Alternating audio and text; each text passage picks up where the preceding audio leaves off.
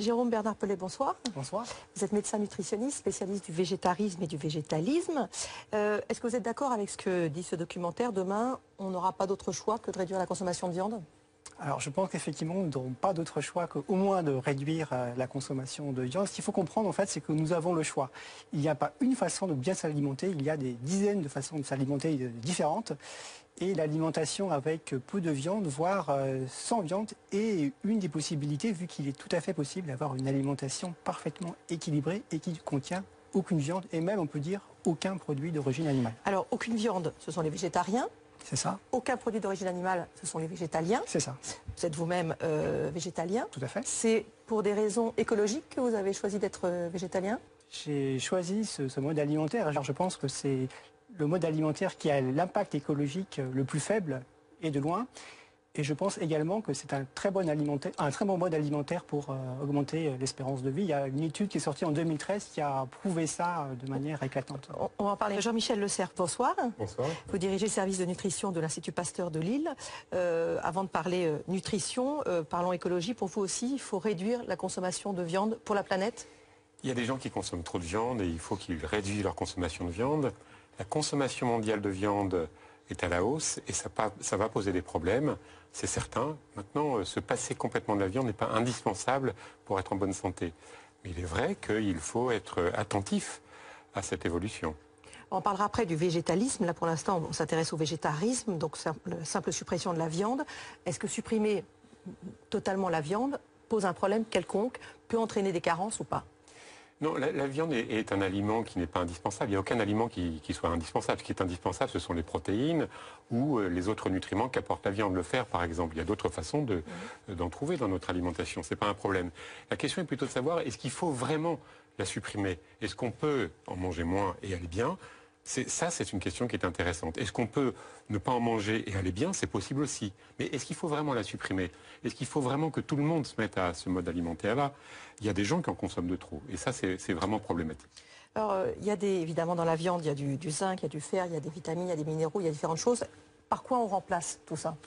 C'est extrêmement simple. En fait, il y a trois grandes sources végétales de protéines. Ce sont d'abord les céréales, donc blé, riz, maïs et d'autres céréales au moins consommées en France.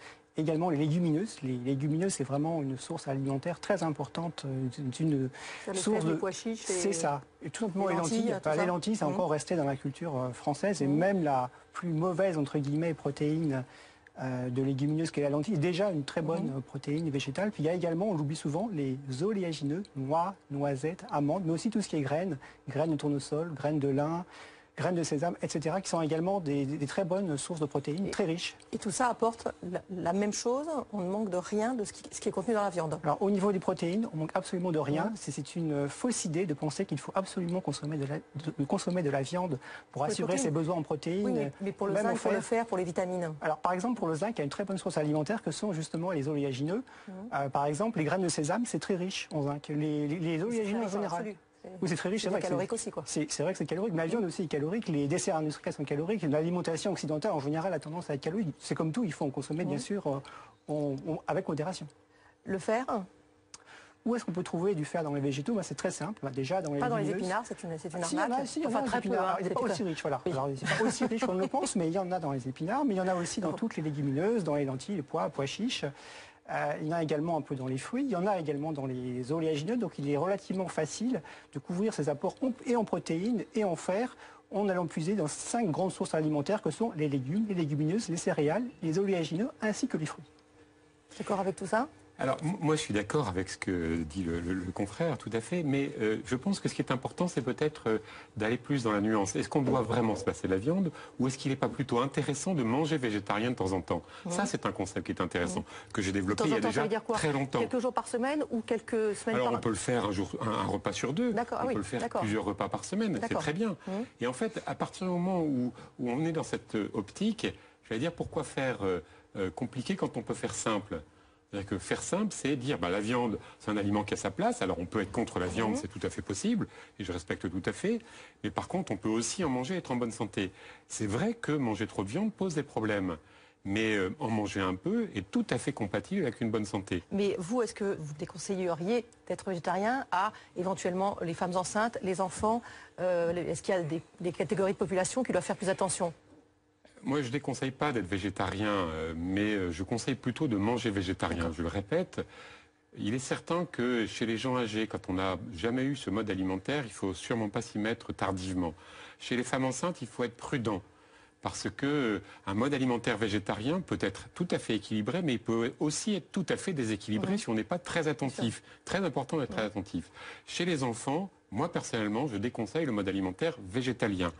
Parce que les besoins en protéines peuvent être difficilement couverts et il y a quand même des risques de retard de croissance, de déficit de croissance, surtout si les parents ne sont pas bien instruits et bien attentifs à trouver les bonnes sources de protéines végétales. Pour les végétaliens. Pour les végétaliens. Voilà. Vous êtes d'accord avec ça? Alors, je pense que ces idées sont dépassées. Effectivement, on pensait ça il y a 20 ans, mais non, il y a des études qui sont sorties et ça s'est complètement dépassé. Maintenant, on sait, en fait, le concept il est extrêmement simple, c'est qu'on peut trouver tous les nutriments et micronutriments nécessaires à la vie dans les végétaux, sauf la vitamine B12. Alors, la vitamine B12, B12. eh bien, on se supplémente.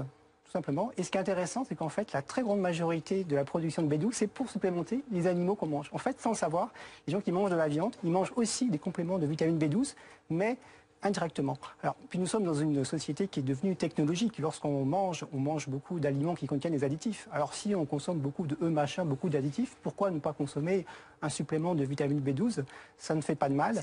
Par contre, c'est des comprimés. Voilà, par contre, il n'y a aucun problème au niveau des protéines. Donc, on a la plus grande étude qui existe chez les enfants, c'est l'étude Farm que vous connaissez, je crois. Et l'étude Farm, en fait, montre que la croissance staturopondérale des enfants ne pose aucun problème, même avec une alimentation purement végétale. Mais il faut faire attention à la vitamine. Ça, c'est vrai. S'il y a un retard de croissance, si on a cette connaissance-là, qu'il faut supplémenter les enfants. Vitamine B12, c'est pour le développement, pour le système nerveux. Tout à fait, pour les globules rouges aussi.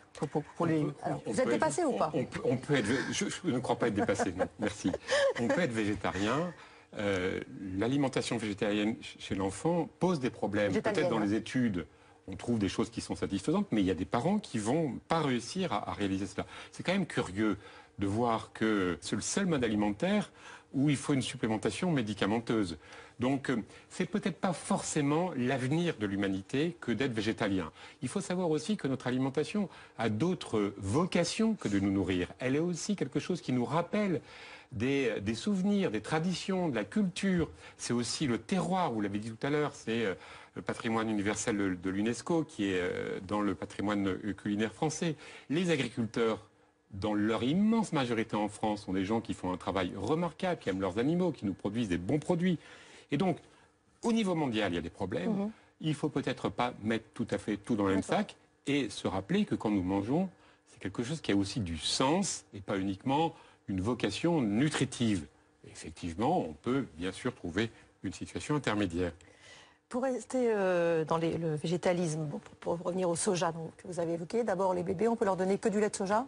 Oui, c'est tout à fait possible. D'ailleurs, aux États-Unis, 20% de la part de marché pour les laits premier âge, c'est du soja. Bon, il y a beaucoup de désinformation en France sur le soja. 99% des nutritionnistes sont persuadés que les isoflavones contenus... oui, mais ce qu'on a vu là, il y a quand même une limite qui a été fixée. Apparemment, rien n'est écrit sur les boîtes. Alors, est-ce qu'on en consomme trop? Finalement, un steak de soja, ça contient trop de soja, on n'en consomme pas trop. La consommation de soja, elle est complètement marginale en France. Elle est beaucoup plus élevée dans les pays asiatiques.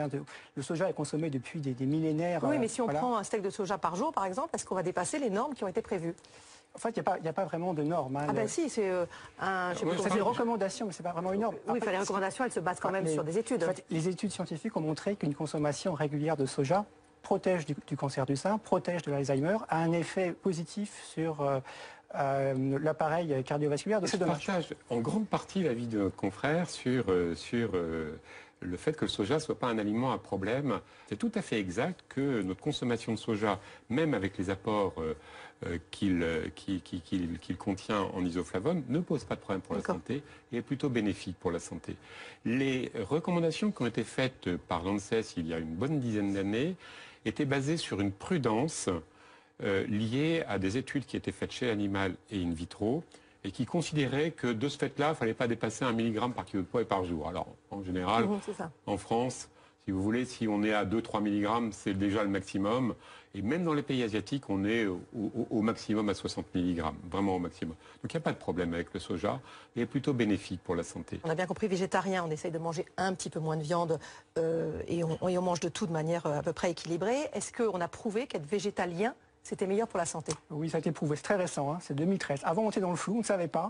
Mais en 2013, il y a une très grande étude qui est sortie dans un journal là, qui s'appelle JAMA.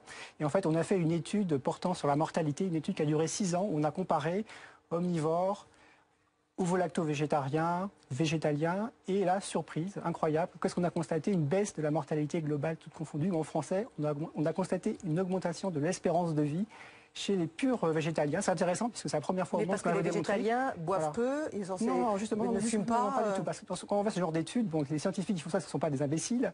Et donc, justement, ils connaissent les facteurs confondants. Et justement, ils ont fait attention à faire des populations parfaitement comparables en termes d'exercice physique, en termes de tabagisme.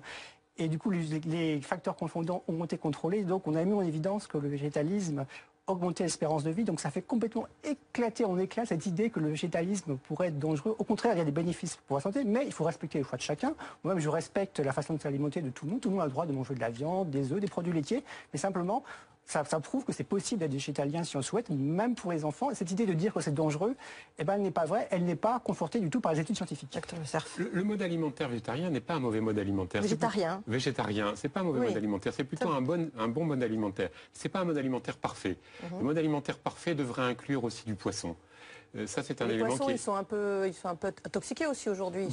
Attendez, vous rêvez ou quoi? Toutes les études montrent que les gens qui consomment du poisson ont meilleure santé que ceux qui ne consomment pas. Voilà. Donc on n'est pas intoxiqué en mangeant du poisson. Donc c'est bon, on peut continuer. Non, non. Donc le mode alimentaire végétarien, s'il était associé à une petite consommation de poisson, il serait encore supérieur. Je pense que le bon mode alimentaire, c'est un mode alimentaire qui est mixte. Effectivement, on parle beaucoup des flexi-végétariens. Je pense que c'est un bon mode alimentaire. Ensuite, effectivement, on peut être végétarien. C'est ceux qui ont réduit leur viande, la consommation de viande. L'alimentation végétarienne est associée effectivement à une moindre incidence de maladies cardiovasculaires. Pour la plupart des cancers et dans la plupart des études, c'est également observé. Mais on peut avoir une alimentation contenant un peu de viande où l'état de santé est préservé.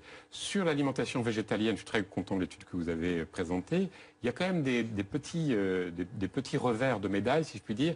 En particulier, beaucoup d'études ont montré que le statut osseux et le risque d'ostéoporose et de fracture étaient un peu plus élevés. Donc il faut être très attentif à cela. Et donc il faut bien aller chercher les substituts aux sources de calcium, puisque les végétaliens ne consomment pas du tout de produits laitiers. Et pour vous, éviter pour les jeunes enfants?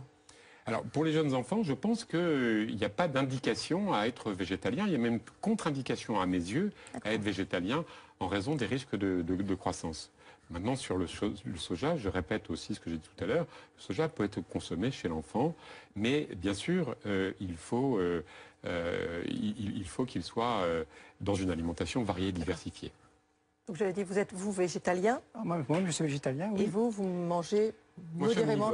Voilà. Il y a longtemps que j'ai encouragé la réduction de la consommation de viande, puisque le premier livre que j'avais fait, c'était en 83-84, s'appelle toujours Manger autrement, et je proposais de réduire la consommation de viande. Et c'était pas encore tendance à l'époque. Hein. Et c'était pas à la mode.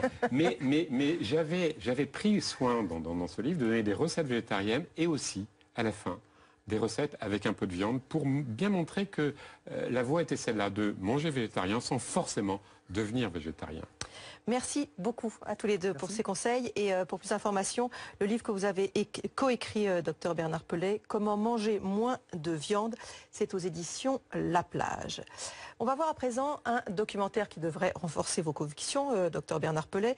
En 97, avec la brebis Dolly, le grand public découvrait les clones. En France, une trentaine de vaches clonées ont déjà été conçues, des animaux de laboratoire sur lesquels seule l'expérimentation scientifique est permise. Mais ailleurs, aux États-Unis ou au Brésil par exemple, la production commerciale et la consommation de ces clones sont autorisées. Qu'en est-il en Europe? Mange-t-on de la viande clonée sans le savoir? Des mutants dans nos assiettes? C'est une enquête signée Dorothée Fresneau.